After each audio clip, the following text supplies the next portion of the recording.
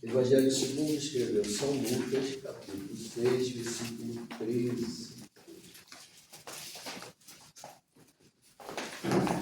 Para a gente ganhar tempo, o texto fala da escolha que Jesus fez. Sim ou não? Sim. O que está escrito aí? Jesus escolheu quantas pessoas? 12 o quê? Discípulos. Quem são esses discípulos que Jesus escolheu? Pode ler para mim? Pode ler? É o 12, né? Isso. E aconteceu que naqueles dias subiu ao monte a orar e passou a noite em oração a Deus. E quando já era dia, chamou a si os seus 12 discípulos e escolheu 12 deles, a quem também deu o nome de apóstolo: Simão, a qual também chamou Pedro, e André, seu irmão, Tiago e João, Felipe e Bartolomeu, e Mateus e Tomé, Tiago, filho de Alfeu, e Simão, chamado o Zelador, e Judas, filho de Tiago, e Judas Iscariotes, que foi o traidor. Amém? A leitura mostra para a gente, com toda a propriedade, que Jesus ele escolheu discípulos. Sim ou não? Sim. Discípulos, automaticamente, a gente entende que se trata literalmente de alunos, né? Aprendizes, de fato. Observe que o texto também vai dizer que Jesus chamou eles de quê? De apóstolos. Pois é. Mas antes de se tornarem apóstolos, foram considerados primeiro o quê? Discípulos. Por sua vez, alunos, né? Aprendizes. Sim ou não? Sim. E automaticamente eu pergunto para vocês, nós somos o quê? Discípulos ou somos apóstolos? Discípulos. Porque nós estamos aprendendo. Não é verdade? E quanto mais a gente aprende, mais aluno a gente se torna. Qual é a nossa realidade? É nos tornarmos apóstolos? Não sei, talvez sim, talvez não. Por que eu falo isso? Porque hoje em dia nós estamos vivendo uma verdadeira onda, né? A onda do apostolado, a onda do bispado. Está errado? Não, não é errado. Só que às vezes a gente confunde um pouco os títulos e prefere ser chamado de apóstolo do que ser chamado de pastor. A gente prefere ser chamado de bispo do que ser chamado de presbítero. Até porque presbítero não é tão bonito quanto bispo. Bispo é mais bonito, né? Imagina você se dirigindo a mim me chamando de Bispo Francisco, é muito mais bonito do que vocês me chamarem de presbítero. Tá? Mas independente da escolha, independente disso, tá? Isso aqui não interfere na nossa chamada nem na nossa vocação. Tá bom, gente? O título não interfere na minha chamada nem na minha vocação. Pelo contrário, o título também não me obriga a fazer nada. Mas, ao mesmo tempo que título tenho, eu me sinto na responsabilidade de fazer alguma coisa. Ok? Então, isso é muito importante a gente observar que Jesus chama primeiro os seus discípulos, depois coloca o nome deles de apóstolos. Tá, pastor, e o que significa? Dentro do contexto, a gente vai ver automaticamente que apóstolo significa nada mais, nada menos que enviado. Aí eu paro e penso, né? Apóstolo Francisco, o apóstolo José Francisco, está presente hoje com vocês aqui, é um nome forte, né? Apóstolo José Francisco. Mas o que significa apóstolo, pastor? Enviado. Opa! Isso aqui já vai cobrar de mim, porque não é o título, mas o significado que faz a diferença. Será que eu realmente sou enviado? E é claro, se a gente for pegar um pouco mais a fundo, esse mesmo título que me dá o sentido de enviado também significa missionário. Então, o que significa apóstolo? Enviado ou missionário. Amém? O que significa o bispo? A mesma coisa que presbítero. Só que o presbítero ele é o ancião, o conselheiro, o orientador, aquele que substitui o pastor em casos de necessidade.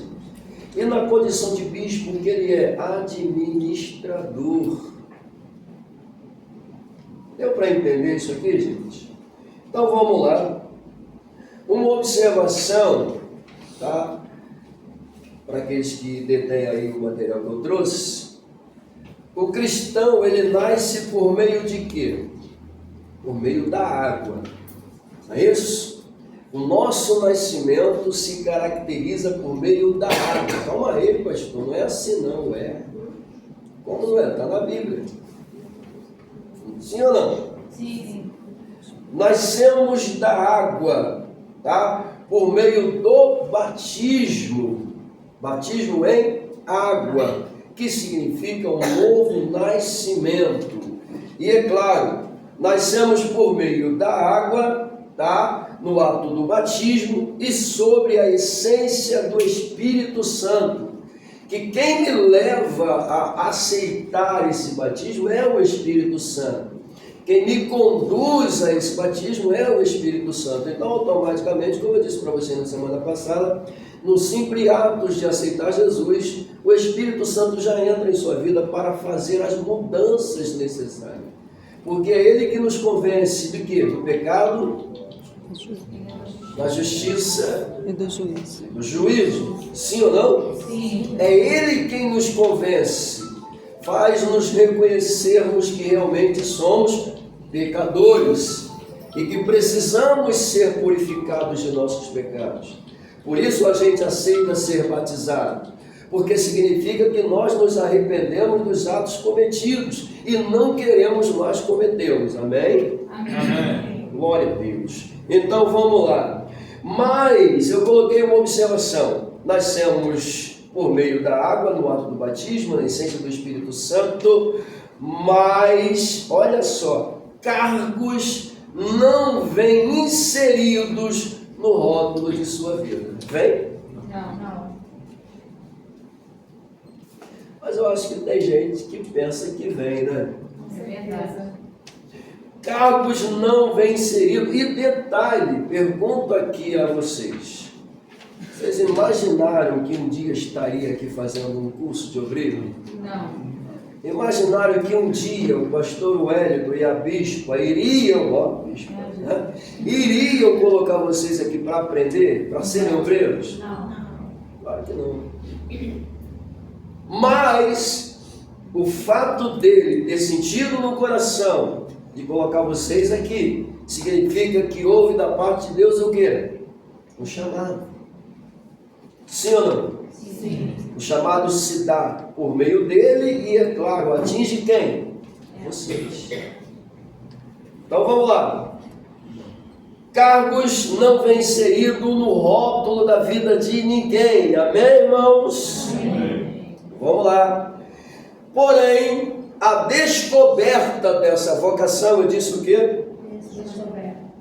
A descoberta dessa vocação, tá? Vem depois que sua vida passa a ser pautada, centrada debaixo da graça do Senhor Jesus Cristo. Amém, irmãos? Amém.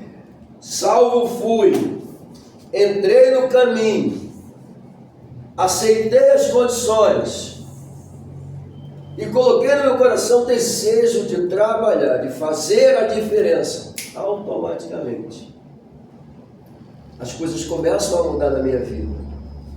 Sim ou não? Sim. E aí você acaba descobrindo em você mesmo o que você gosta de fazer na casa do Senhor. Ah, pastor, que é isso? Tem coisas que a gente gosta de fazer na casa do Senhor. Se você perguntar, pastor, o senhor gosta de cantar? Eu vou dizer que não, eu não sei cantar, mas eu gosto. Mas não quer dizer que eu vou ser um cantor. Não sei cantar, quem canta é minha esposa.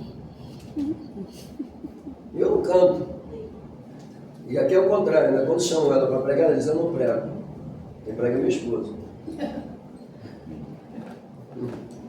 Se me chamar para cantar, eu até canto. Não é? Mas é assim que funciona. Então perceba que a gente precisa entender que essa vocação ela vai automaticamente se despertar nas nossas vidas. Claro que alguns vai ser aquela pessoa que vai chegar aqui, vai arrumar a igreja, sabe? A vocação dele é essa. Tá? E a gente vai começar a descobrir isso à medida que a gente entra na igreja e se interessa pelo trabalho da igreja. Em fazer a vontade de Deus, em procurar obedecer a Deus. Amém, irmãos? Amém. Vamos lá. A pergunta: quem escolhe o obreiro? Quem é que escolhe o obreiro? É o pastor Wellington? Não. É o pastor Francisco? Não. Quem é que escolhe o obreiro? Deus. Sim ou não? Sim. Nós vimos no texto que quem escolheu foi quem? Deus. Jesus, não foi? E escolheu para si o quê? 12 discípulos. A escolha provém de quem? Dele. Ok? Então, o primeiro passo na tua eleição, na tua escolha, na tua chamada, o primeiro passo quem Deus, e aliás, ele é sempre o primeiro que vai dar, não tem jeito. Foi o próprio Senhor Jesus. E aí, à medida que ele te chamou, automaticamente tocou no coração dele. Eu quero a Jéssica, eu quero a Stephanie. Porque é assim que o Senhor faz. Amém? Amém. Então sinta-se honrado, honrada, porque a escolha que hoje está sobre a sua vida não veio de você, veio dele, e ele foi o canal usado para que você pudesse estar aqui. Amém, irmãos? Amém. Glória a Deus por isso. O próprio Senhor, vimos aí, Lucas 6,13, Jesus escolhe 12 homens e chama eles de apóstolos. Como eu disse para vocês, significa enviado. Tá? Na primeira carta de Paulo aos Coríntios, capítulo de número 1, versículo 1, e depois, segunda carta do mesmo ao seu pupilo Timóteo, capítulo 1, versículo 11, nós encontramos o apóstolo Paulo. Eu disse quem? Apóstolo Paulo. O apóstolo Paulo descrevendo que ele foi feito apóstolo. Olha só, porque dentro do contexto, a pergunta é: quem foi que consagrou Paulo a apóstolo? Mas ele declara: eu fui feito. Se ele diz eu fui feito, significa que ele não foi ele que se fez. É simples, né? Não foi eu que me fiz apóstolo. Ele está dizendo: eu fui feito apóstolo. Então, pastor, me prova isso. Perceba que Atos Apóstolo, capítulo de número 9, isso não me foge a memória, vocês podem me corrigir se eu estiver errado, o mesmo está indo em direção à região de Damasco. Nesse trajeto, ele se depara com o próprio Senhor Jesus Cristo no caminho. Não é? E caindo automaticamente, Paulo escuta a voz do Senhor dizendo para ele: Saulo, Saulo, por que me persegues? E aí o mesmo vai dizer: não, que isso? Permita-me parafrasear. Estou perseguindo o senhor não, estou perseguindo os crentes aí. Não. E aí a gente percebe que Jesus ele fala diretamente com Paulo. Paulo fica cego. O Senhor manda um profeta à casa dele. Só que o Senhor vai dizer para o profeta: vai, porque este é para mim um vaso que? Escolhido. E ele vai padecer pelo meu nome. Olha que coisa.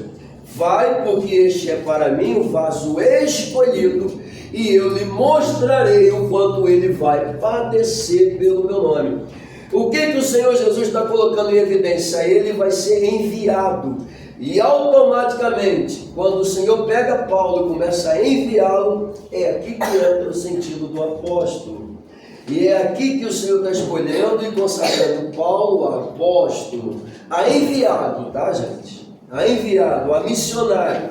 Porque essa é a função verdadeira do obreiro: fazer a vontade do Senhor. Vocês estão conseguindo me entender? Amém. Sim ou não? Sim. Beleza. E claro, sua escolha é vista literalmente na Bíblia quando Jesus diz a Ananias que Saulo, para ele, seria um vaso escolhido para levar a sua mensagem. Amém? Amém. Olhe para esse crente lindo que está do seu lado, diga para ele, diga para ela, o Senhor te escolheu. O Senhor te escolheu. O Senhor te escolheu. Para você levar a mensagem. Amém, irmãos? Isso é muito sério. Vamos lá. Ele diz que não nasceu, ele foi feito, ele foi constituído. Amém, irmãos? Amém. Glória a Deus. Vamos melhorar isso aqui. Ninguém nasce, amém? Obreiro, sim ou não? Sim. Ninguém nasce pastor, ninguém nasce bispo, ninguém nasce missionário, ninguém nasce profeta. Não. Ninguém nasce. Mas a escolha pode se dar no ventre da mãe. Mas isso não quer dizer que você vai nascer já com isso. Porque eu não sei se você tem ou não essa chamada. Quem sabe é o Senhor. Mas ninguém nasce pastor. Já nasceu pastor? Assim direto? Não, já nasceu chorando quando a mãe é pastor. Não. É por causa disso que a gente tem um monte de pastorada, profetada, obreirada. Não é? E o que a Bíblia nos orienta? A sermos bons obreiros, sim ou não? Sim. A Bíblia nos orienta a sermos bons obreiros, de maneira que a gente saiba manusear bem o quê? A palavra da verdade. Algumas traduções vai dizer da justiça. Independente disso, significa que eu tenho uma obrigação. Porque a mesma orientação deste apóstolo aqui coloca dizendo que eu tenho que me apresentar como obreiro aprovado, que não tenho do que me envergonhar, sim ou não? Sim. Então ninguém nasce pronto, mas vamos lá, ninguém nasce pronto, porém toda chamada, eu disse o quê? Toda A chamada ministerial exige de seus trabalhadores. Exige de seus trabalhadores. Copie isso aí, Stephanie, isso é bom para a tua vida. Vamos lá. Dedicação. Deixa eu repetir para vocês. Toda chamada ministerial exige de seus trabalhadores o quê? Dedicação. Segunda palavra, obediência. Terceira, caráter. E última, disponibilidade. Vou perguntar. Toda chamada ministerial exige de seus trabalhadores o quê? Obediência, caráter e disponibilidade. Bonito. Amém? Amém. Vamos lá, eu não vou nem perguntar isso aqui para vocês não se sentirem acanhados. Existe algum obreiro ou obreira dedicado aqui? Não mesmo. Obediente? Também não mesmo. De caráter? Não quero saber. Disponível? Não fala não. Ok? Isso aí vocês falam para o pastor, falam para a pastora. Pastora, estou disponível.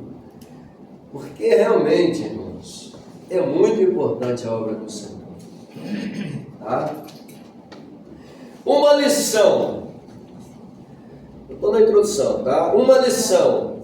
Quando um obreiro se apercebe, quando um obreiro nota, tá? Ou se apercebe de sua responsabilidade. Olha que coisa. Quando ele nota a sua responsabilidade, ele passa a ser um investidor. Ele passa a ser o quê? Investidor. Na obra, tá? Ele passa a ser um investidor na obra. E olha só, e faz isto com a sua própria vida. Porque quando a gente fala de investir, a gente já pensa logo no poder monetário, né? Já pensa em dinheiro. Então vamos lá. Tá? Quando ele se apercebe da sua responsabilidade, ele passa a ser um investidor na obra e o faz com a sua própria vida. Em busca de quê? Você pode completar para mim isso? Vai. De aperfeiçoamento. De quê? Aperfeiçoamento. Uma vez que quem o chamou exige o quê? Preparo. Bonito. Pergunta clássica: Jesus exige preparo da gente? Sim. Ah, pastor, mas está escrito que ele prepara. A gente escuta tanto por aí que o Senhor não chama ninguém preparado, mas preparado. Calma aí. Vamos olhar esse negócio direito. Que ele prepara, a gente sabe. Sim ou não? Sim. Ah, Jesus chamou, eu não estava preparado. Negativo. Se ele tira você do lamaçal do pecado, transformou tua vida, teu caráter, tua índole, isso é o quê? Você já está preparado, querido. Sim ou não? Sim. Agora, concernente ao exercício da obra, aí é outra coisa. Mesmo assim, ele vai exigir preparo. Aí eu pergunto, por quê? Porque imagina você pegar um cara despreparado e colocar ele para exercer uma função. Tu vai ter dor de cabeça, irmão. Não vai? Por que a gente tem um monte de igrejas quebradas por aí? Porque a gente vê um monte de supostos líderes quebrados. Eu gosto muito quando eu estou ministrando, né? Eu fico pensando naquele cara que tem a mania de dizer que todas as vezes que ele usa um sapato alto diferente é uma unção diferente. Ele é africano, tá? Ainda bem, né? Mas aqui também já tem um aí com cabelão, parece a Xuxa, sendo misturado com não sei quem. Porque eu acho que o Evangelho transforma. Sim ou não? Sim. A Bíblia diz para você vir como está e permanecer como está? Não.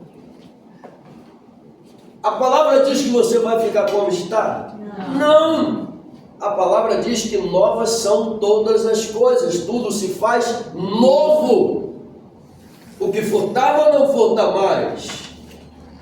Não é isso? O que pecava não peca mais. O que antes você fazia, você não faz mais, porque você se tornou nova criatura. Eu não entendo que evangelho é esse que estão pregando por aí. E você pode vir do jeito que você está e permanecer do jeito que você está, porque Jesus só quer o coração. Jesus não é açougueiro. Glória a Deus. Amém, irmãos? Amém. Fala para o teu irmãozinho do teu lado, diz para ela, Jesus não é açougueiro. Diga para ele, carnudo não entra no céu. Não entra no céu. Amém? Glória a Deus. Então, quando o obreiro ou a obreira se apercebe da sua responsabilidade, passa a ser investidor na obra. Amém? Amém. Fale para ele, fale para ela, invista mais na sua vida. Bom, deixa eu falar um pouquinho sobre investimento então. Tá? Quando a gente começa a falar um pouco sobre a importância do investimento, o que a gente pensa logo de cara? O verbo investir é alusivo em uma amplitude de implicações, podendo ser visto como aplicar, empregar. Ó, que bonito, ó. Podendo ser visto como aplicar, empregar, somar, depositar. Ah, pastor, mas o que eu tenho para colocar, por exemplo, somar? O que eu tenho para depositar? Calma, vamos lá. Bom, no sentido mais comum, dentro da sociedade em geral, tá? Este verbo ele trata com o conceito monetário, foi o que eu disse para vocês no início, que nos diz, em princípio, isto: investir com finalidades lucrativas. Segura isso aqui já. Investir com finalidades lucrativas. Pastor, mas isso aí é dentro do sentido monetário. Calma, crente. Eu vou te explicar. Eu até destaquei aí, com finalidades lucrativas. Mas entenda, só que eu preciso sair dessa linha financeira, desse pensamento financeiro, para dizer que investir vai muito, mas muito além dessa área, somente dessa. Sai, pastor, sai, literalmente. Eu posso investir na minha carreira, sim ou não? Sim. Pessoal. Eu posso investir na minha família, sim ou não? Sim.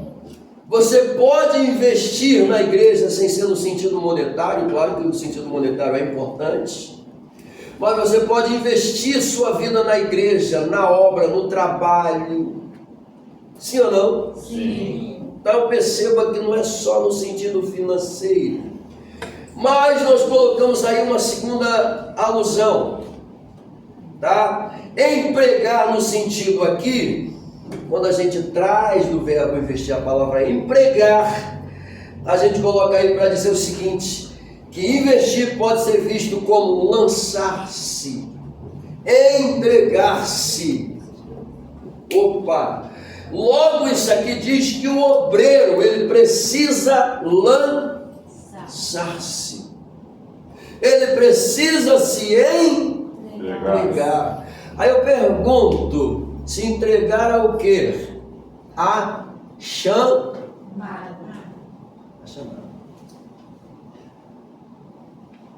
Você sabe qual é a sua chamada?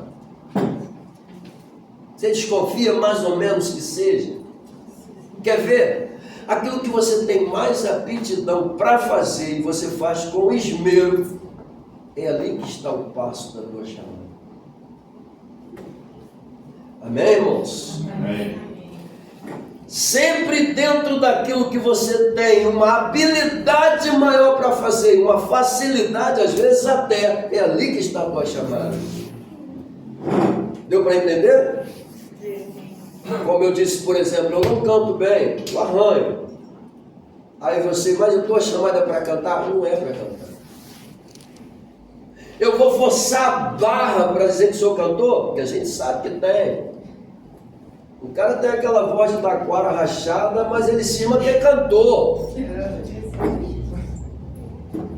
Só o sangue de Jesus para você ouvir ele. Né? Os instrumentistas vão para um lado, ele vai para o outro, mas ele diz, eu sou cantor. Sabe o que é? É o cara perdido na chamada. O Senhor chamou ele para fazer uma coisa, não, porque eu sou pregador, irmão. O Senhor me chamou para pregar, é mesmo.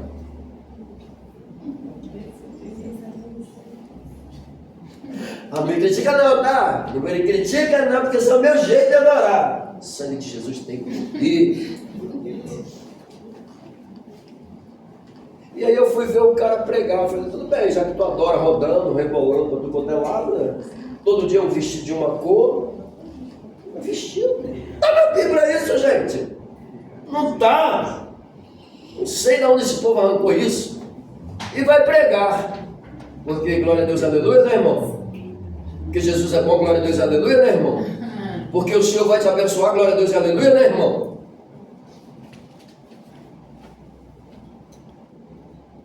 Cadê a palavra? Cadê a Bíblia? O obreiro precisa de palavra. Glória a Deus. O obreiro precisa ter contato com a Bíblia. Perca tempo com a Bíblia. Amém, irmãos? Amém. Procura apresentar-te a Deus como obreiro Louvado. que sabe manejar bem o quê? A palavra. Palavra de quê? Da justiça. Amém, irmãos? Amém. Glória a Deus, gente. Glória. Tá pesado não, né? Não. Tá bom? Tá leve. Tá leve. Meu Deus, olha só. Eu disse lançar-se e entregar-se, sim ou não? Sim. Vamos lá. Por que isso? Quer ler aí, Jesus? Ô, Stefano. Lê. Porque não estamos tratando sobre investimento financeiro, Mas investimento pessoal. Isto inclui dizer que que o investimento é baseado em cima daquilo que que nos nos... fará obter êxito Aonde? em áreas da vida desejada, buscada. Pergunto a vocês, isso é verdade? Sim ou não? Sim. Claro que é, gente. Porque se eu fosse trazer isso aqui para o lado secular, quem é que não quer alcançar os seus objetivos? Fazer uma boa faculdade, sim ou não? Sim. Quem é que não quer ter um bom emprego? Sim. Você luta para isso, não é? A gente se prepara para isso, a gente corre atrás para isso. Deu para entender? Na casa do Senhor não é diferente, não. É a mesma coisa. E quanto mais a gente investe, quanto mais a gente busca, quanto mais a gente se entrega, quanto mais a gente se lança, mais o Senhor, Ele investe em você. Amém. Amém. Por que Deus agora vai investir em você? Porque Ele viu que você, por si só, está buscando esse investimento. Buscando melhorar, buscando se abdicar, buscando negar-se de coisas que antes você gostava e agora você é obrigado a deixá-las. Ah, pastor, eu sou livre, eu não preciso. Tudo bem. Só que para eu ter a mão de Deus, o investimento de Deus, a graça de Deus, o favor de Deus, eu preciso me entregar de todo o meu coração. Ah não, pastor, não está na Bíblia não. Daniel, capítulo de número 10, versículo de número 12. Daniel está orando. Daniel está o quê? Orando. Daniel está orando. E perceba que a gente costuma sempre dizer, Daniel orou 21 dias, irmãos, ele fez Jesus viu de Deus. A Bíblia diz que Gabriel vai dizer para ele, a tua oração chegou no céu desde o primeiro dia. E desde o primeiro dia em que você aplicou o teu coração, eu desci. Desde o primeiro dia, a tua oração chegou. Eu desci para trazer a tua resposta. Claro, demorou por quê? Porque o príncipe da Pérsia se colocou entre eu e você. Mas tu não é guerreiro, Gabriel? Sou, mas sou mensageiro. E o cara que estava lá, ele era mais forte do que eu precisava de alguém mais forte. E aí desce Miguel. Aleluia, Jesus. Claro que eu estou parafraseando, mas essa é a verdade. Desce Miguel, Miguel segura, ele vai e entrega. Demorou 21 dias. Claro que ele ficou orando durante esse tempo. E ele declara que ficou orando, porque veja bem, isso me leciona e me ensina. Porque a tradição judaica, na cabeça deles, é diferente da nossa. Por que Jesus disse, batei, buscai? Por que Jesus usa isso? Que você tem que bater na porta até que quem está lá dentro abra para você. Por que Jesus usou essa linguagem? Porque era comum da tradição orar uma só vez e acabou. Tipo, eu já te pedi, pronto, acabou. Era hábito deles não se dedicarem a uma oração constante. Só que a Bíblia nos ensina a levar uma vida de oração constante. E mesmo eles tendo essa tradução, a gente vê na Bíblia homens que continuaram orando durante tempos. Daniel orou durante 21 dias. Jeremias orou quase a sua vida toda. E a resposta de Deus para Jeremias foi não! Não ora, não clama, não pede. Por quê? Porque eu não quero. Quando chegar a hora de você orar, eu vou dizer para você orar. E tu não vai orar por eles, não, tu vai orar por você. Jeremias 33, 3. É Deus dizendo para ele, agora sim clama, por você.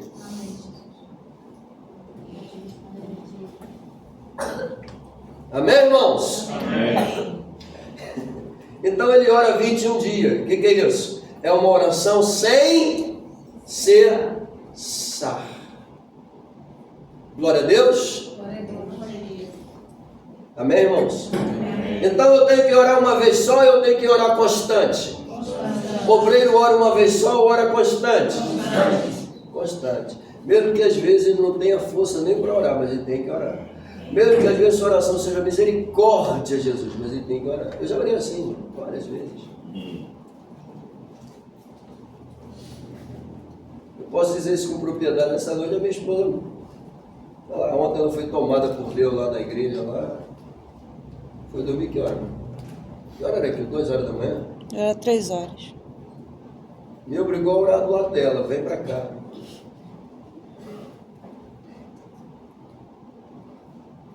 Às vezes Deus faz isso. Glória a Deus, irmão. Glória a Deus. Não é todos os dias que o copo vai estar cheio, irmão. Vai ter dia que o copo vai estar vazio. E você vai precisar de alguém para encher o copo para você. Amém, irmãos? Amém. Vamos lá, deixa eu voltar para cá. Beleza. Pensando assim, a pessoa focada, eu disse o quê?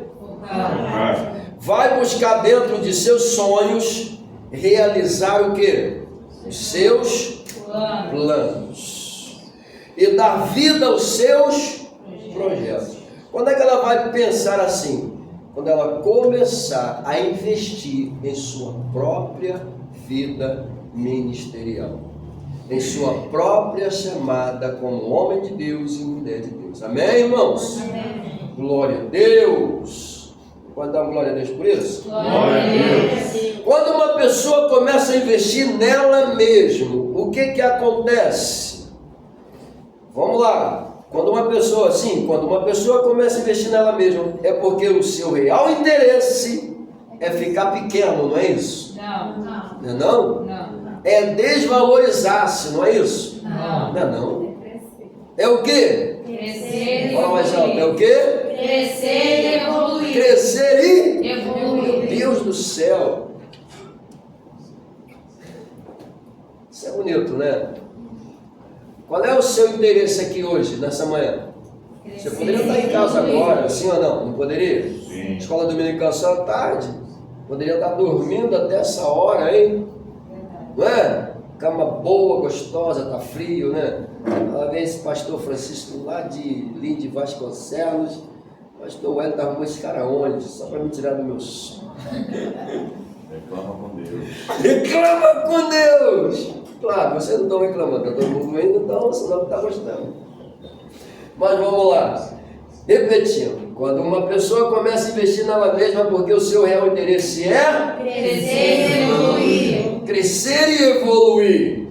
Não é só crescer, crescer é uma coisa, sim ou não? Você pode crescer de qualquer maneira, não é verdade? Agora, crescer e evoluir é outra coisa.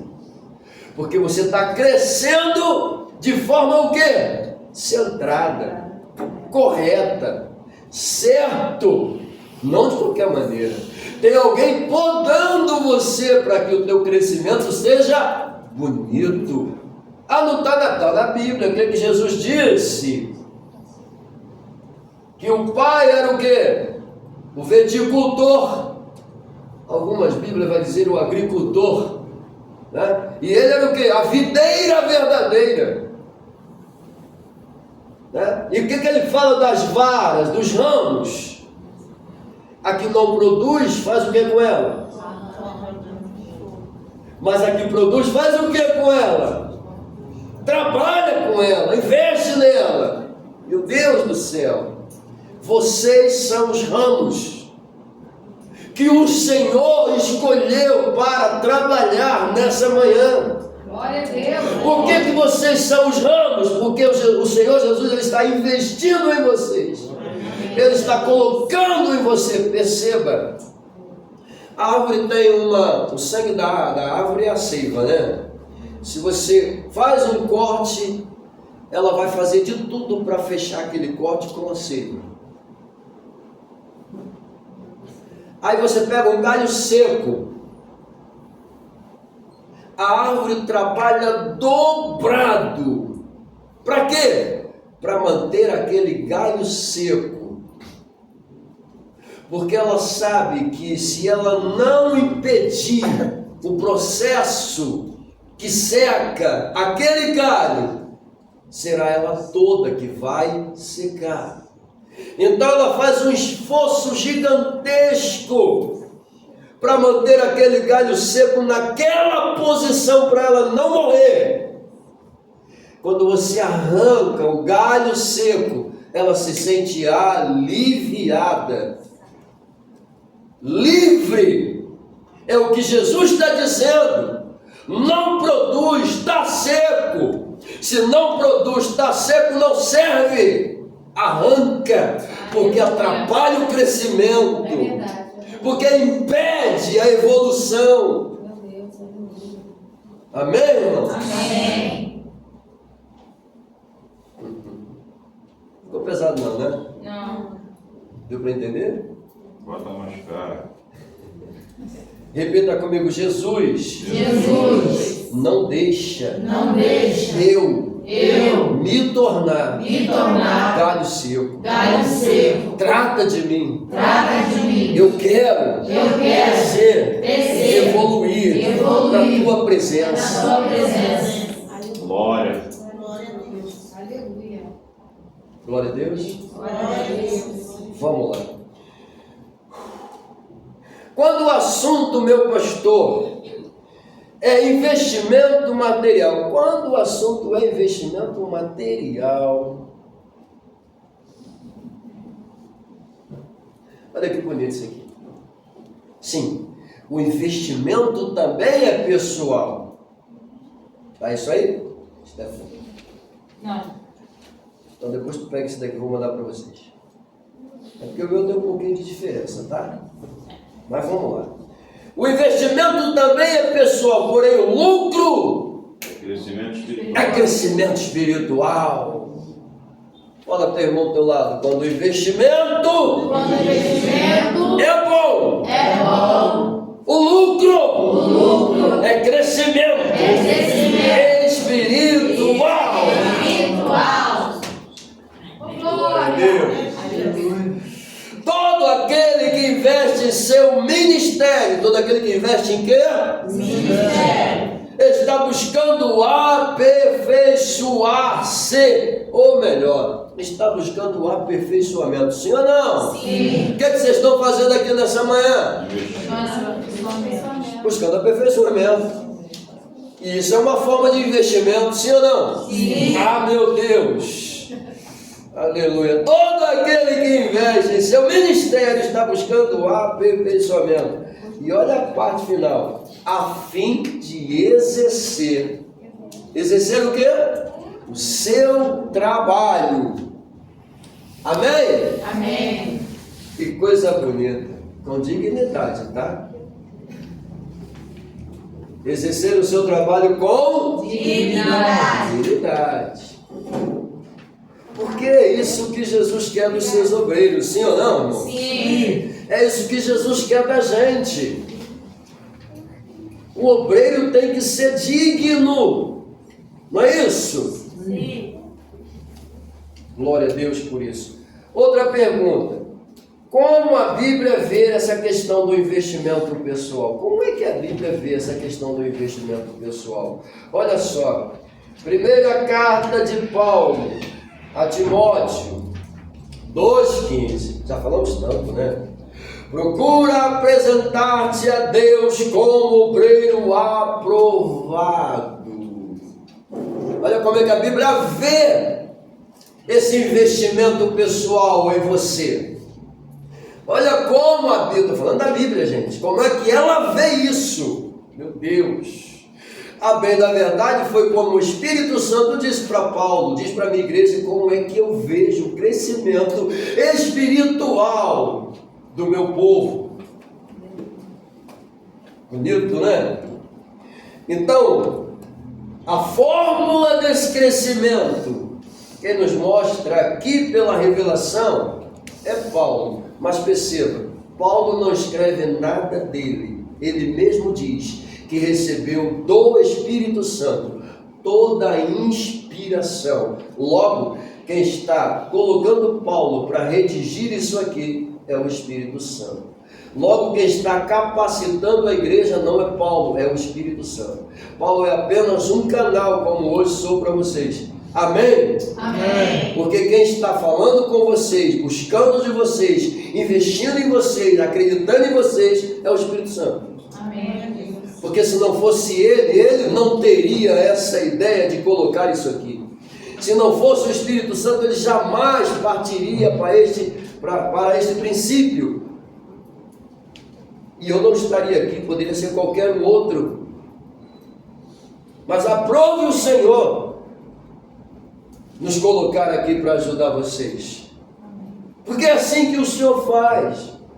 Um ao outro ajudou e ao seu próximo disse o quê? Esforça-te. Esforça-te. Com certeza. Eu entendo que eu estou aqui porque ele precisou de ajuda. E eu tenho certeza que se fosse ao contrário, seria eu precisando de ajuda.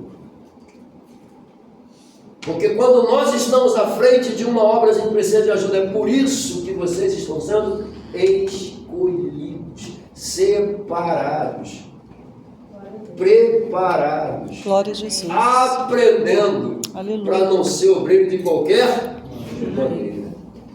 Amém? Amém. Bom aí? Pegou? Tá certo. Vamos lá. Não.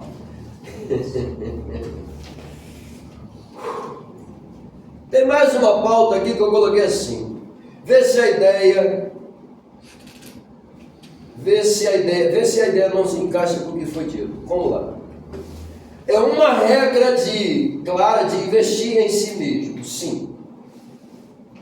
Claro que quando eu me refiro a esse investimento, claro que eu estou falando sobre o corpo ministerial. Todos os chamados, a igreja toda faz um corpo ministerial quando o assunto é obra. Tá? A igreja toda. Então, eu coloquei, a prédica principal é que investimento às vezes é preciso ser mútuo também. E quem é que vai promover esse investimento? O líder, claro, com vocês. Porque se a igreja precisar, vocês vão estar ajudando ele. Amém? Amém. Vocês estão sendo escolhidos para isso. Glória a Deus, gente. Glória a Deus. Maravilha. Que o Senhor abençoe vocês, viu? Vamos lá. Esse procurar do versículo denota ou significa o seguinte: estar diante de Deus sem mácula. Procura apresentar-te a Deus aprovado. Nós somos seres humanos, sim ou não? Sim. Nós somos falhos, sim ou não? Sim. Nós não somos perfeitos, embora a Bíblia diga com toda a propriedade: anda na minha presença e seja o quê? Perfeito. Quando a gente vê a Bíblia dizendo anda na minha presença e seja perfeito, porque perfeito é o Senhor, e precisamos trilhar esse caminho de perfeição, é a Bíblia dizendo seja justo, seja correto, seja honesto, seja verdadeiro. Deu para entender? Aleluia. Sim ou não? Sim. Por que Deus coloca essa definição? Porque é isto que Ele espera. Uma vez que você automaticamente colocar em pauta o que eu acabei de dizer, você vai estar entrando no caminho da perfeição, que é o que Deus quer, porque perfeito eu não sou, tenho falhas. Quer ver uma prova? Jeremias. Eu gosto muito de Jeremias. Por que eu gosto de Jeremias? Ele já começa reclamando logo no primeiro capítulo. Não é? Ele já começa mostrando o seu lado humano. Glória a Deus. E ele já começa mostrando o seu medo, natural de todo mundo. Quem é que diante de um desafio nunca teme? Claro que às vezes a gente até gosta. Tem desafio que a gente gosta, eu vou. Mas tem desafios que a gente tem medo. Sim ou não? Sim. É o caso dele. Porque quando ele automaticamente escuta Deus dizendo para ele: eu te escolhi desde o ventre da tua Mãe. e desde o ventre da tua mãe eu já te chamei, já te consagrei, já te dei as nações por profeta. Deus só vai falar isso para ele quando ele está com 23 anos. Prestes a entrar ali na escola, já estava na escola, né? Para ser sacerdote. Sabe que só iria ser consagrado com 30 anos, mas estava lá fazendo seu estágio sacerdotal. Eu interpreto, talvez eu esteja errado, mas eu interpreto que naquele momento que Deus chama ele para ser profeta, a constituição histórica diz que ele estava sendo preparado para ser sacerdote e iria fazer o seu primeiro estágio, realizar a sua primeira cerimônia, claro, auxiliado pelo seu pai. Mas, no exato momento que ele se prepara para isso, o Senhor chama para ele, você olha para ele e fala: querido, eu te chamei para ser sacerdote, te chamei para ser profeta. Amém, irmãos? Amém. Eu não te chamei para ser sacerdote, eu te chamei para ser profeta. Tudo bem, continua estudando aí, mas a partir de agora, tu é profeta. E a tua escolha se deu lá dentro do ventre da tua mãe. Lá a tua consagração aconteceu. Meu Deus do céu. Amém, irmãos? Amém. Aí eu pergunto para vocês, ele estava pronto para ser profeta? Não. Não, reclamou. Sentiu peso. Não, eu sou um menino, sou uma criança, não sei falar, não é? Por que ele disse: eu sou um menino, eu sou uma criança? Abaixo de 21 anos de idade, tradição judaica considera abaixo de 21 anos, menino, moço, moça, criança. É menino. Tem 20 anos? É menino, é moço. Passou dos 21, faz adulto. Para nós é 18, né? Agora é 16, né? É 18 ou é 16? Agora? 18, né? Faz 18 anos. Enche o peito, sou dono do meu nariz, não é não. Se estiver morando dentro da casa do pai, não é não. É verdade. Porque tem esse negócio, né? Estou com 18 anos, sou dono do meu nariz, eu faço o que eu quero. Não é não. Você vai fazer o que você quiser quando você for para sua casa. É verdade. Quando você morar na sua casa, aí você pode fazer o que você quiser, chegar a hora que você quiser. Mas dentro da casa do papai e mamãe tem hora, tem hora. Oh, meu Deus do céu. Pastor, dentro da casa de papai e mamãe tem ordem. E detalhe, na casa do Senhor também tem ordem. Amém? E aqui o negócio é mais forte, porque é ordem de essência. Amém? Porque tem essa mania de ordem e indecência agora entrando no meio da vibe cristã. Está repreendido isso aí, né? O sangue de Jesus tem poder. É ordem de... Amém? Vamos lá. Então ele tem que se apresentar sem mácula, que possa incriminá-lo ou envergonhá-lo de fato. Que responsabilidade, né? Olha só o quanto a gente luta para manter isso. E está lá Jeremias, né? Teve uma hora que ele falou assim: Deus, eu estou me sentindo lesado, enganado. Eu imagino Deus olhando para ele assim e perguntando: quem te enganou? Desde quando eu disse para você que era isso que você deveria fazer? Orar para que eu mudasse o meu plano. Eu não quero mudar o meu plano. Eu quero que o povo vá para o cativeiro. É minha vontade que eles passem pelo cativeiro. Eles precisam passar pelo cativeiro. Era a última escola de aprendizado. Porque até então Israel e Judá estavam vivendo os lapsos das quedas da idolatria. Uma hora estava bem, uma hora estava mal. Uma hora estava bem, uma hora estava mal. Cativeiro vai consertá-los definitivamente. Voltam reconhecendo que jamais deveriam encaminhar-se pelo caminho da idolatria. O cativeiro é importante. É o começo de uma nova história. A luta, a prova, é o começo de uma nova história. A gente tem aquela mania de dizer que qualquer coisa vai para o leito, né? Porque o leito... Irmão, pode estar bom, se o senhor quiser te botar lá, ele vai botar e pronto, acabou. Terrível.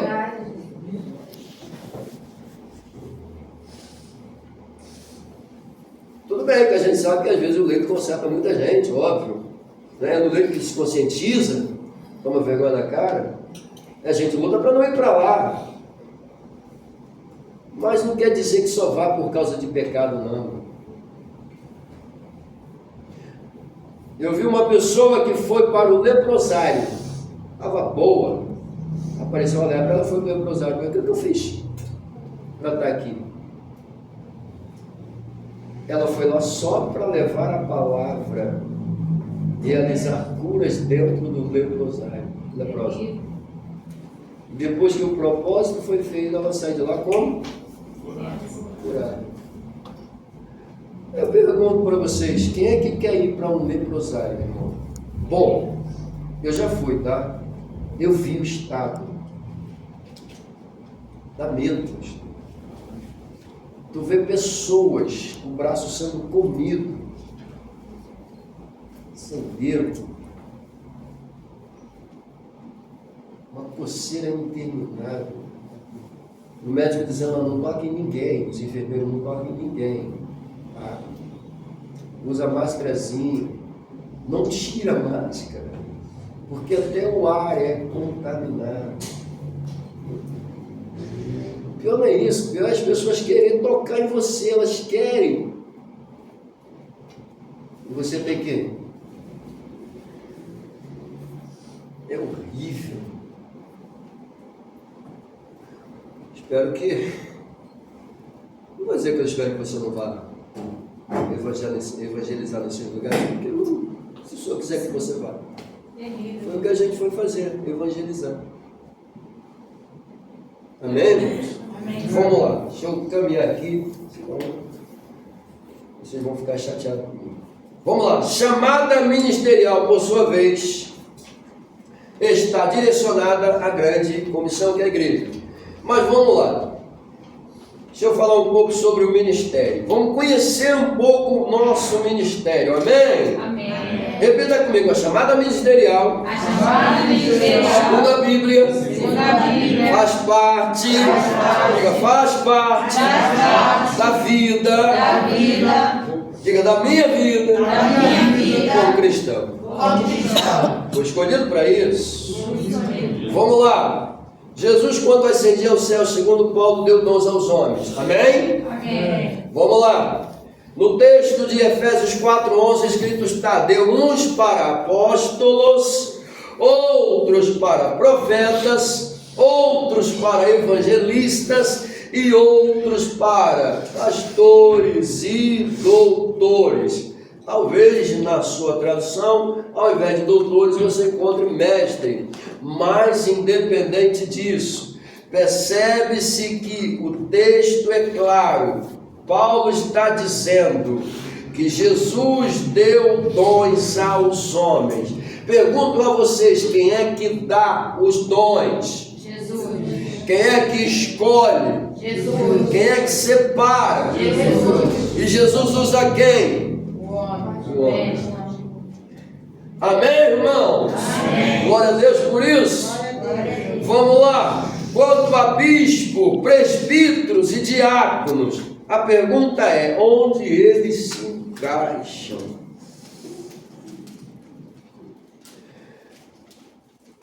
A chamada presbiterial é aprovada pelo cristianismo? É. Mas Jesus chamou presbíteros? Não.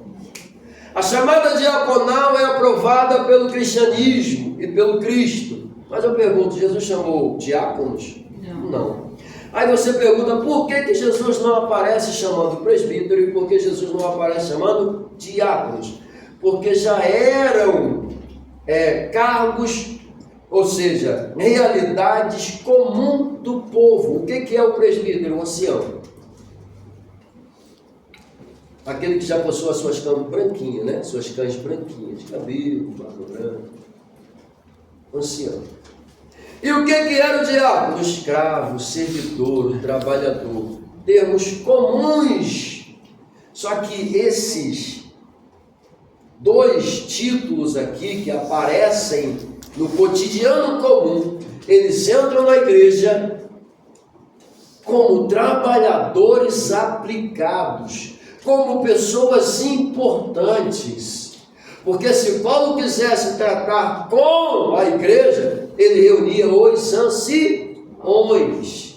Porque a tradição histórica coloca os anciões como aqueles que vão decidir causas na Bíblia. Ah, pastor, tá não. Quando a gente lê o livro de Ruth e a gente percebe que a causa de Ruth está sendo julgada, quem é chamado para julgar a causa? Os anciões, termo comum. Esses automaticamente, na visão de Paulo, passaram a ser automaticamente aqueles que poderia substituí-los. Porque eram os homens do conselho, da orientação, do ensinamento, do tratamento, do cuidado, e eles deveriam ser respeitados. Passou a ser cargo na igreja. Amém? E Jesus aprova. Mas aí é que está. Jesus ele foi chamado de pastor e bispo. E aí o presbítero passa a ser considerado bispo nessa condição. Eu coloquei uma observação aí, porque bispo e presbítero significa a mesma coisa. Mas eu coloquei uma observação interessante.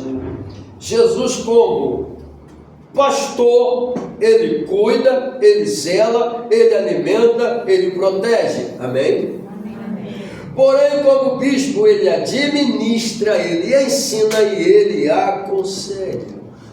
Amém, irmãos? Amém. Deu para entender? Sim. Glória a Deus. O presbítero é maior que o pastor? Não, na Bíblia não. Amém? Mas tem gente achando que é, né? Porque quando consagra o cara a bispo, é ele, é seu bispo, eu sou mais um pastor. Não. Veja o que Paulo diz, é chamado de pastor e bispo. Quem é que vem primeiro? Quem é que vem depois? Bispo. Então aonde que o bispo é maior que o pastor? Mas nós temos esse pensamento aí fora. Gente, eu estou falando de Bíblia para vocês, não estou falando de axiologia, tá?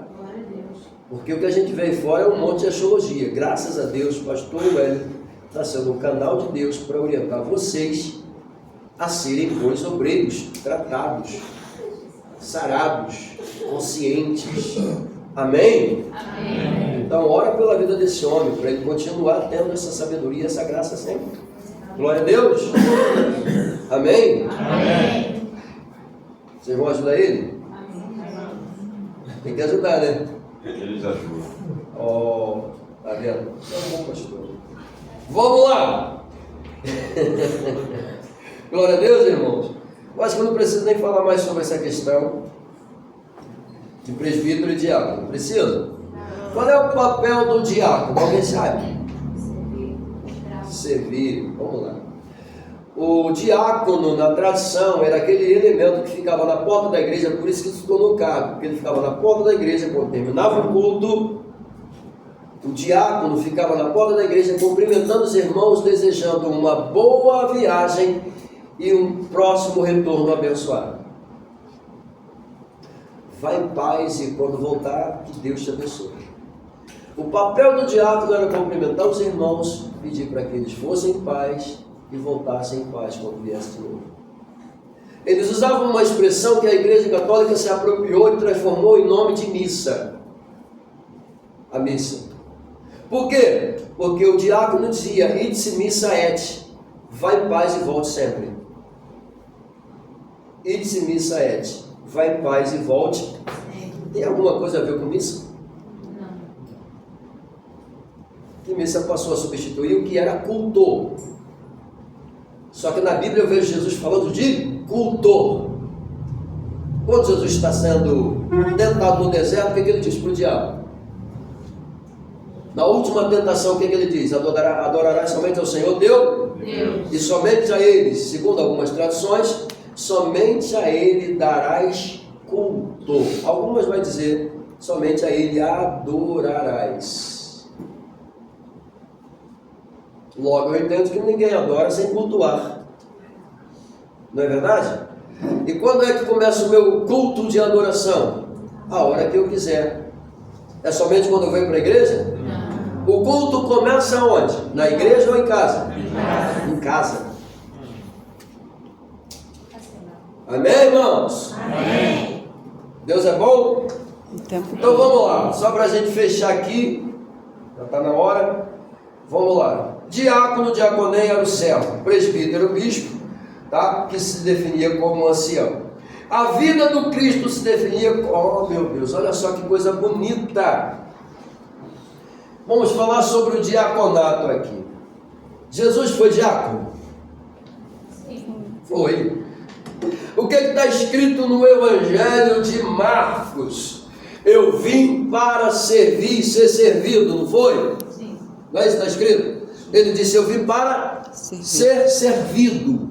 Não. Para servir. Servir e ser Não, servido. não, eu falei, eu vim para servir e ser servido.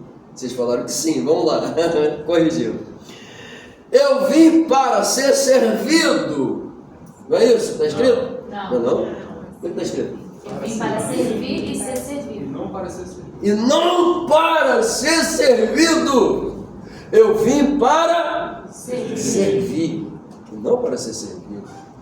Parece meio contraditório, porque a gente vai ver um momento em que Jesus agora chega diante dos seus discípulos, apóstolos, dentro de uma reunião que seria a última a ser celebrada por ele, e Jesus vai lavar os pés deles. O que Pedro vai dizer para ele? Não. Que isso? Eu nunca vai lavar meus pés. Não. Quem tem que estar fazendo isso, quem? Sou eu. Aí o que Jesus diz para eles? Se eu não lavar, se tu não permitir que eu lave teus pés, tu não terá parte comigo. Não terás parte comigo. Aí você pergunta, por que Jesus tomou essa atitude? Era comum, na época, eu ir na tenda do pastor Wellington, visitá-lo, e quando eu chegasse na porta da tenda, ele mandava o seu servo vir até mim com uma toalha e uma bacia de água. Para quê? Lavar os pés, empoeirados da caminhada.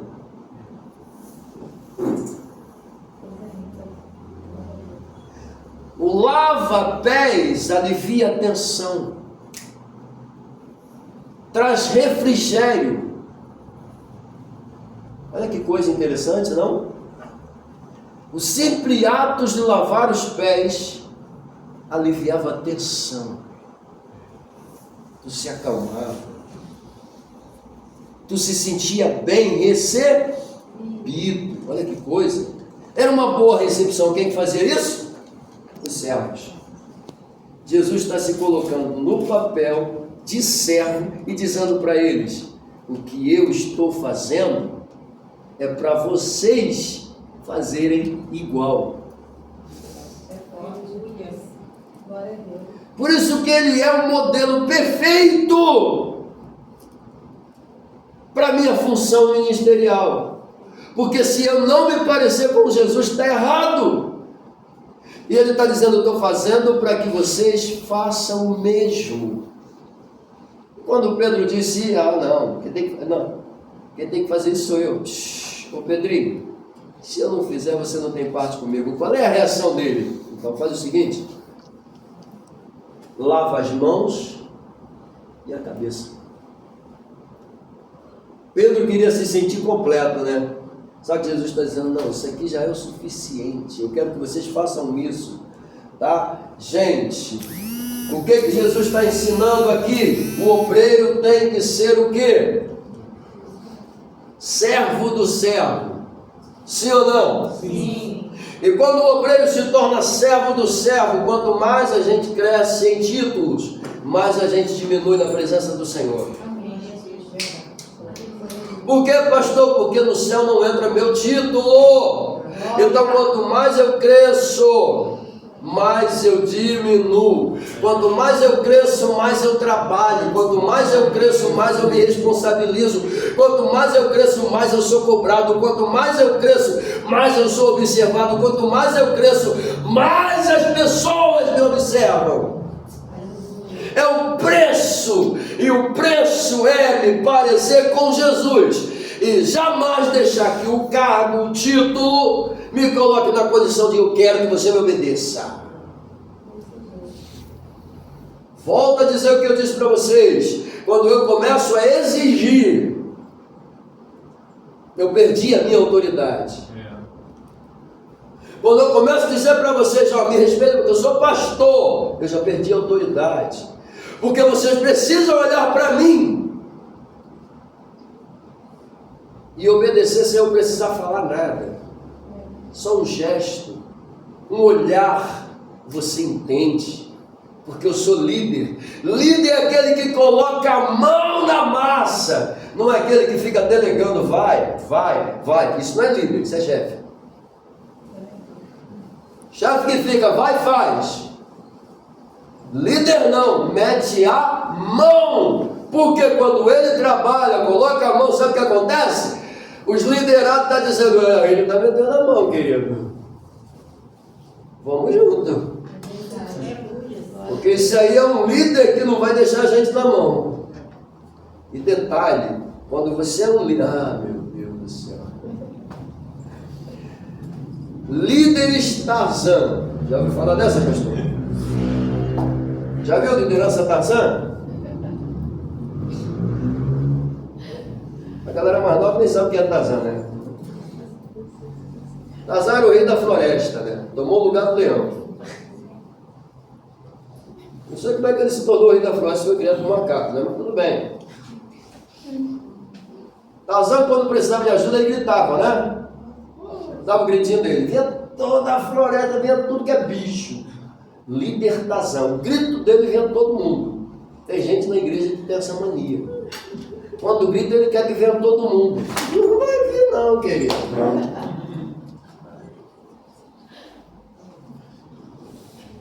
Amém, irmão? Amém. Fala pro teu irmão do teu lado. Síndrome de Tarzan não, querido. Glória a Deus. Funciona na casa do Senhor não. Mas quando você trabalha debaixo da graça, aí as coisas fluem. Não é? Fala com o teu irmão do teu lado. Sabe o que eu preciso?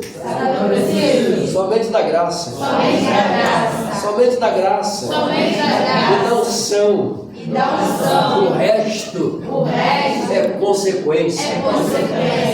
Glória a Deus. Chamada ministerial, eu vou parar por aqui. O Senhor falou isso para o Paulo, né?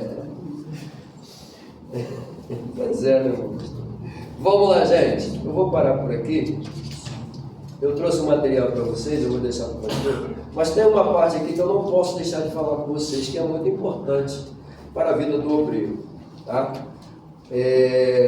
A gente está falando sobre investimento, sim ou não? Sim. Então, perceba uma coisa importante, para a gente fechar. Como investir no meu ministério? Uma pergunta. Como investir no meu ministério? Bom, já vimos que devemos nos apresentar como obreiro o quê? Aprovado. Beleza. Esse é o primeiro ponto. Tá? O obreiro aprovado é aquele que zela pelo seu ministério, é aquele que zela pela sua chamada, é aquele que cuida, sim ou não? Do seu chamado. Vamos lá. Quem zela pelo seu ministério está sempre procurando melhorar sua vida espiritual, sim ou não? Sim. E melhorar, claro, sua chamada e sua vocação. Apresentar-se significa estar apto diante de Deus. Apresentar-se significa o quê? Estar apto. Amém? Repita comigo, eu preciso estar apto diante de Deus. Como obreiro aprovado. No caso, obreira aprovada. Vamos lá. Que não se envergonhe, tá, de sua chamada. nem faz vergonha. Nem faz vergonha a sua chamada ministerial. Que não se envergonha e não faz vergonha. Tem obreiro que faz vergonha, pastor? Tem. Misericórdia, né? Mas é verdade. Misericórdia. Que não faz vergonha, tá? Mas, infelizmente, o texto diz que não se envergonha, mas também não faz vergonha. Vamos lá. Ele zela pela sua chamada. Agora, saiba manejar bem, isto é, possua um bom relacionamento com a palavra. Eu disse o quê?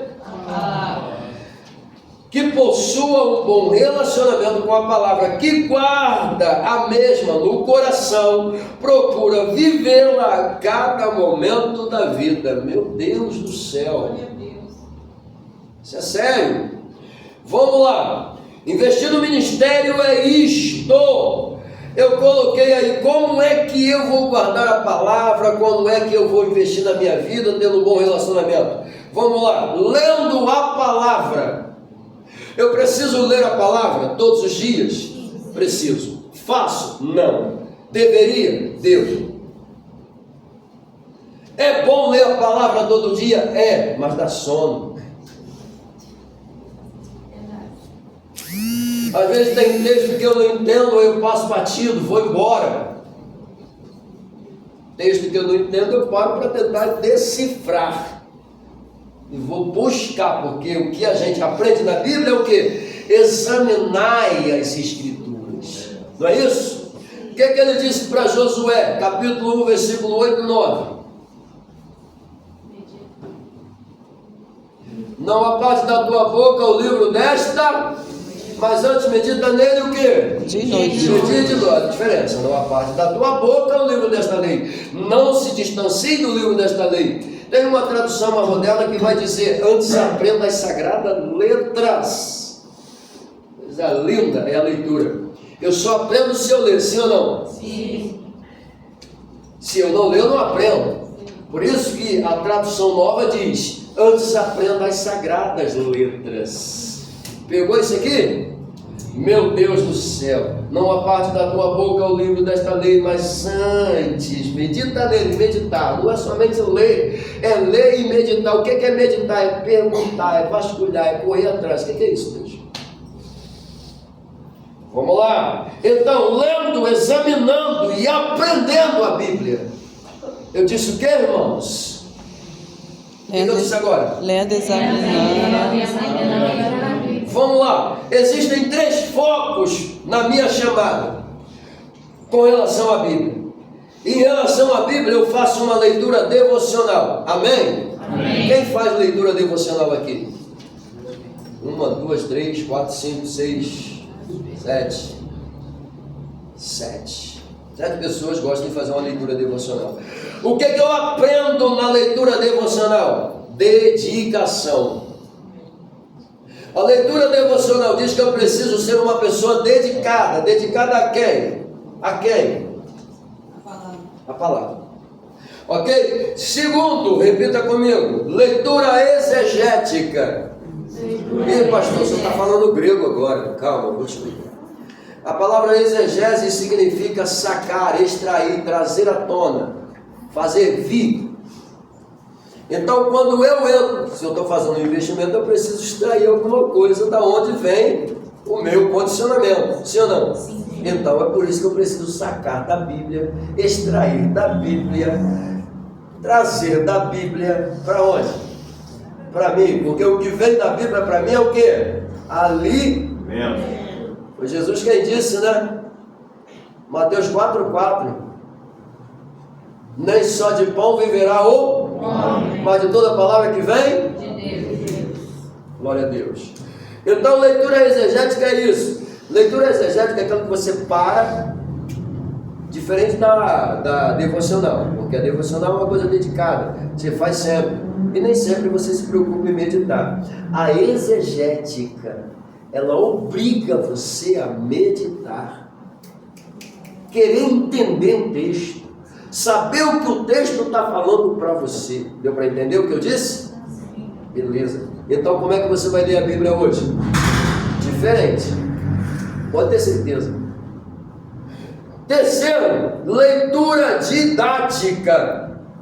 O que é a leitura didática? Prática. É aquela que exige de você o quê? Prática. A prática. Porque é isso que a gente aprende, não é verdade? Então a Bíblia exige de você dedicação, exige de você atenção e exige de você prática. A Bíblia exige de você o que, crente? Dedicação, atenção e prática. Amém? Amém. Quando eu olhar para a Bíblia dentro dessas três realidades, eu vou ler ela diferente. Amém? Amém. Vamos lá. Eu coloquei mais aí, eu vou deixar por conta de vocês. Persistes em ler. Persistes em ler. João 5,49. Examinai as Escrituras, porque julgais ter nela a vida eterna. E são elas que dão testemunho de mim. Coisa linda demais. O verbo ler é focado com a importância vital. Não há investimento sem aprendizado. Jesus mesmo nos orienta a conhecer a sua palavra. Mateus 22, 29. Não dá pra gente voar com uma asa só, dá? Não. Oh, meu Deus do céu, você precisa do poder e da palavra segundo Jesus. Mas o que vai trazer um ao outro? O poder me leva para a palavra e a palavra me leva para o poder. Se eu quero conhecer o poder, eu preciso da palavra. Se eu quero conhecer a palavra, eu preciso do poder do Espírito Santo. É um dependendo do outro, amém? Amém. Glória a Deus. Maravilha. Bom, eu já disse para vocês o que é leitura devocional, sim ou não? Mas nós temos aí um apanhado. Tá? Quem pratica uma leitura devocional tem uma vida espiritual aperfeiçoada, tem a sua moral qualificada. A pessoa vive, olha só, a vida da pessoa, do indivíduo é transformada. Meu Deus do céu, somente na leitura devocional, olha o que você ganha. Eu ganho o que, pastor? Vida espiritual aperfeiçoada. Na leitura devocional, eu ganho minha moral sendo qualificada. Na leitura devocional, a minha vida é transformada. Aleluia. Leitura devocional. Glória a Deus. Meu Deus do céu. Na leitura exegética, que saiba manejar bem a palavra.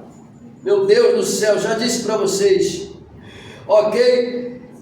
E é claro que quando a gente olha para o texto, né, procura apresentar-te como obreiro aprovado, que sabe manejar bem. Se manejar bem, a tradução original trabalha como um corte em linha reta. Logo eu aprendo que a palavra não trabalha com caminhos tortos. Há quem diga que Deus escreve certo por linhas tortas, não é isso? Isso é linguagem humana, não está na Bíblia não, tá, gente? Porque na Bíblia eu vejo Deus escrevendo por linha certa. Se a tua vida está torta, o que Deus faz? Primeiro Ele te conserta e começa a escrever a tua história. Amém. Glória a Deus. Amém? Amém. Quem vem torto, arrebentado é você. Ele te coloca em pé, te conserta e começa a escrever a tua história. Primeiro Ele te acertou.